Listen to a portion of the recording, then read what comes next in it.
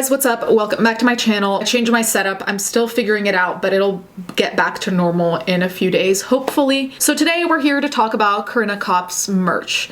Now, a lot of people are angry about it, which honestly, anytime that you include mental illness on merch, what can you really expect, honestly? So we're gonna talk about the multiple perspectives on this. It's clearly not a black and white issue. It's complicated and it has a lot to do with intention, which makes it even more complicated because it's not like there's an intention sign over your head that tells you this is what I meant. So Corinna Kopp is part of the vlog squad. I actually quite enjoy her vlogs. I'm not subscribed. I never watched her prior to doing research for this video, but I actually was able to sit through one, which is more than I can say for most vlogs generally. She seems very likable to me. She seems a little bit different from other vloggers that I've seen. There's no bimbo act, which is refreshing because my brain cells are just depleting here. Let's look at this merch before we talk about the tea. So there's a hoodie, it's $44.95. The front says, "My anxieties have anxieties." The back says anxiety and then has this whole long copy and pasted dictionary definition. Now, she didn't state this anywhere officially, but when I checked the comment section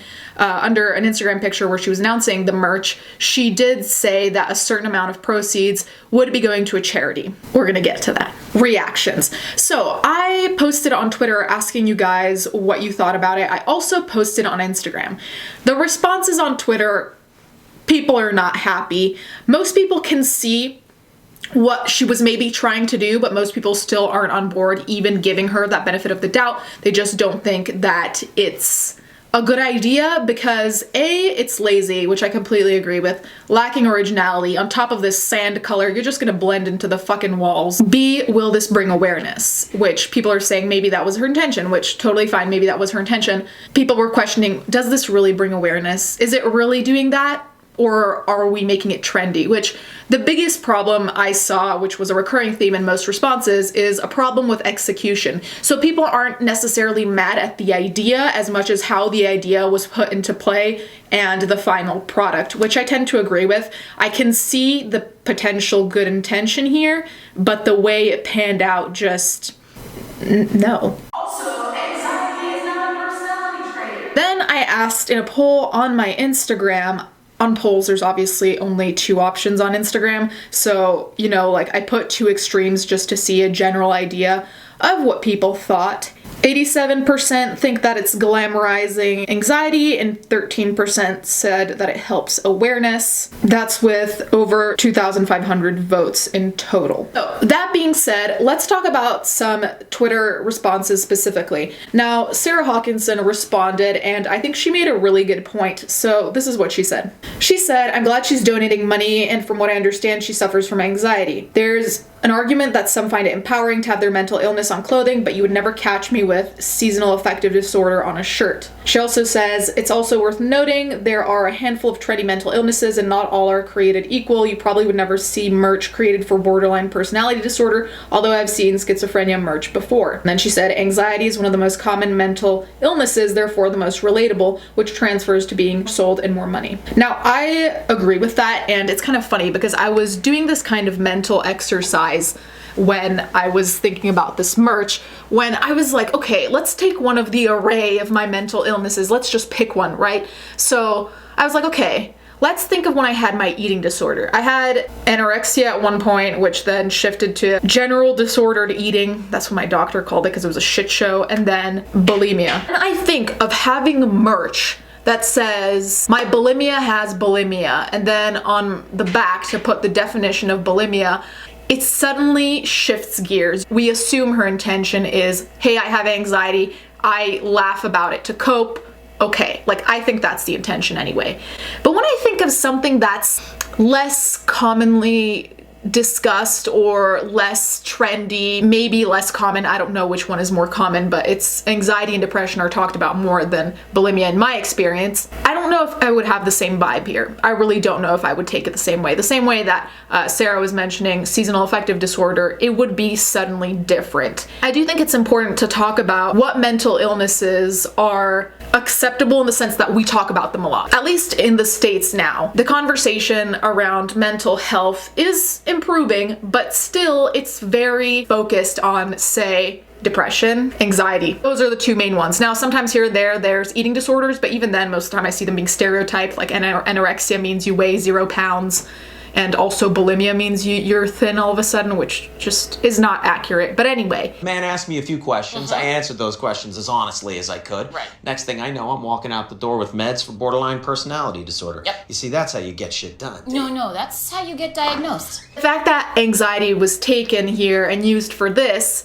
is acceptable. My question to you guys is, if we said my anorexia has anorexia or my bulimia has bulimia, would we still kind of be like, haha? I personally don't think so, but you guys can let me know in the comments. Let's talk about intention here.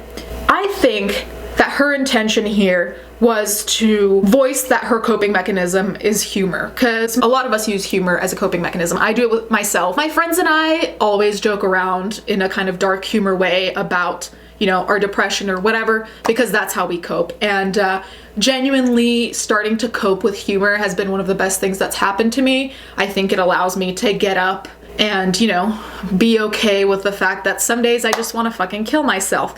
It looks like he may commit suicide. Suicide is badass. No. If that's her way of dealing, totally on board, we're on the same page. The thing is this: if you want to make merch that is a little bit self-deprecating or just poking fun at yourself, you know, in order to cope, that's fine. The thing is execution. If you want to do that, I feel like it has to be obvious that you're being humorous, and that I need to know that you're making a joke at your own expense for the purpose of coping. And I'm not saying you need to write a fucking disclaimer like this is for coping, but my anxieties have anxieties that I can almost see a bit of humor, like, oh, haha, like you're saying that your anxiety is so big that even your anxieties have anxiety, sure. But then when you add a definition, I'm like, so are we trying to be factual here? Or are we trying to have a laugh? Like, are we trying to do both even though they kind of seem to be going in different directions? That's what I have a little bit of an issue with. Now, the most egregious thing here, let's be clear, is the laziness. The absolute laziness of just pasting a definition and calling it a day, especially when you have 1 million subscribers, and I'm sure there are plenty of people who have plenty of ideas of fan art or graphics or taglines of all the things. Putting a definition, I'm just like, really? You needed to turn to Oxford American Dictionary to figure out the merch situation? And this is coming from someone who has super minimal merch, so I'm not saying you need to have a huge, big thing out of your merch, but this seems a little bit lazy and just last minute. Like I said, to me here, it's not obvious that it's trying to be humorous. Maybe that's me, maybe that's because I'm not part of this whole scene or vlog squad. And aside from that, someone actually DM'd me and said that this looks like it would be sold at Forever 21, which, to be honest, I think is the perfect encapsulation of this. Like, I genuinely could see this being sold at Forever 21. If someone told me this was from Forever 21, I would 100% believe it. I just feel like there are a lot of things that went wrong here. So first of all, when she posted it on her Instagram, she just said anxiety sucks, new drop, which, you know, like, if you're really trying to either raise awareness about anxiety or poke fun at yourself or do both at the same time, you'd think that maybe at least on Instagram you'd kind of say something so we know how to interpret it, in the sense that you can be like, hey, I've struggled with anxiety for, you know, many years. It has affected my life, and one of the ways in which I deal with it is by laughing at myself. See, now that would have allowed me to know your intention because you're writing it out. But the fact that there's no place where there's some kind of explanation, like even on the website, I was thinking that maybe there'd be, you know, there's a description and sometimes they just like explain the thought process behind it, and there's nothing, no place that really just says what she was thinking when she made this and like what her perspective is. I think that's also a problem, because it would be so easy to just write 2 lines on Instagram about, you know, why you're doing this and what your thought process is. Aside from that, I said that then in the comments, she said that she was going to be donating a part of it to a mental health organization, as you can see here. And I thought that was interesting, because I was like, surely you could have written this in the caption or put it somewhere. Even on the fucking website, I was like, you could put that 10 to 15%, however much it is going towards a charity. So I don't want to be a conspiracy theorist here, but to me it seems like the charity thing is an afterthought, because if it was never officially stated until the comments section where it's hidden by like the massive comments, who's really gonna know? I went because I was looking. An average person who's just not looking and wants to comment won't see that, so I'm wondering why that was never said. Also because that's kind of a big deal, right? Usually when people make merch and they're gonna give whatever percentage to charity, they'll make sure to say it wherever they can, because it's important to give to charity, and I'm sure you want people to know that when they're buying this hoodie, they're also contributing to organization X. So I thought that was an afterthought and a way to get people to have a better reception to this hoodie. I don't like that. With influencers, I just have this line of do something and stand behind what you do, or admit that you were wrong and make amends. This shit is in the middle where you're not gonna admit that maybe this was a little ill thought out, but you're also gonna do something to be more likable and to make this merch more likable by putting the link to charity, which I don't like. I like taking accountability or standing behind your ideas. I don't like the middle ground where you kind of dodge the bullet and you just make yourself look better. Now, of course, giving to a charity is good no matter what, so there is a good outcome with that, but the whole way this was managed, I think, was not thought out. The reviews on the website are frankly some of my favorite things. So there's someone, I don't even know if it's the real I'm Alex, but it says, "Oh my god, I can't believe how good this is. I used to have anxiety and now I have cancer." Jesus Christ. Oh my god. Then You're Gay said, oh my god, gosh, I'm so glad that this merch has cured my anxiety. Someone else said, quirky, me and my friends all have this to celebrate our mental illnesses. Yay, anxiety. Please make a depression one. My friend who has depression feels left out. This all comes down to intention, which I think has been clear for the majority of the video. I think a lot of the scandal could have easily been avoided if she had even just put out a mission statement. I genuinely think that.